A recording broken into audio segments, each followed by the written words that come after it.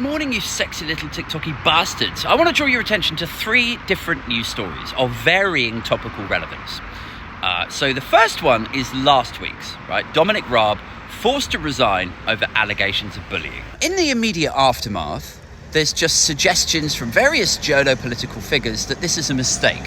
What's next for Raab? How does he come back from this? Well, you know, he might have been a bit hard on his staff, but he's a hard ass and he gets results. Look, I don't personally believe that because I've read the reports of what he was like when Afghanistan was falling and he was the foreign secretary and he kind of didn't want to come back off his holiday because he was too busy on the boogie board or something. But anyway, my perspective aside, the general consensus from the centre and centre-right media tends to have been that this is a mistake, that Sunak should have kept hold of him, that Raab is just a bit hard. Oh, well, you know, what even is bullying?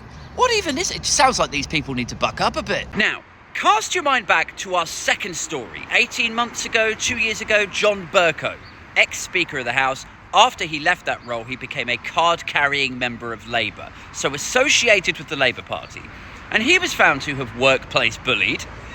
And there was no suggestion that, you know, oh, maybe these people are just a bit snowflakey. You know, what even is bullying? When can we bring Bercow back? There was none of that. Instead, it was very much Bercow being muted, Bercow being removed from the political conversation. Then we get to our third story. Yesterday, Diane Abbott publishes a letter in The Observer in which she says, quite clumsily, ostensibly, she says, there's different kind of racisms, all right? You know, black and white, people of colour have been persecuted and violently beaten and racismed for decades, if not centuries, if not thousands of years. And frankly, when you redheads and Jews say that you're being racismed, it's not the same as what there's different kinds of, there's a racism hierarchy, all right? Now, personally, I think if you're Abbott and you sat at the head table as Shadow Home Secretary alongside Corbyn with all of those anti-Semitism allegations and all of that context there, I would be super careful whenever I'm tempted to mutter the word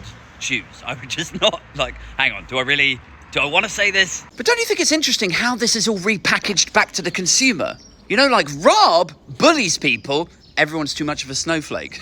Bercow bullies people, politically neutralised. Abbott says something racist and kind of clumsy, curtains down, game over. The Tories govern a country that is riddled with institutional racism, and then it's just, oh, Britain is a beacon of racial equality and tolerance. CCHQ rebranded their name to Fact Check UK in the middle of an election debate. That's fine. Labour run a couple of mean-spirited ads, and it's a week of detrimental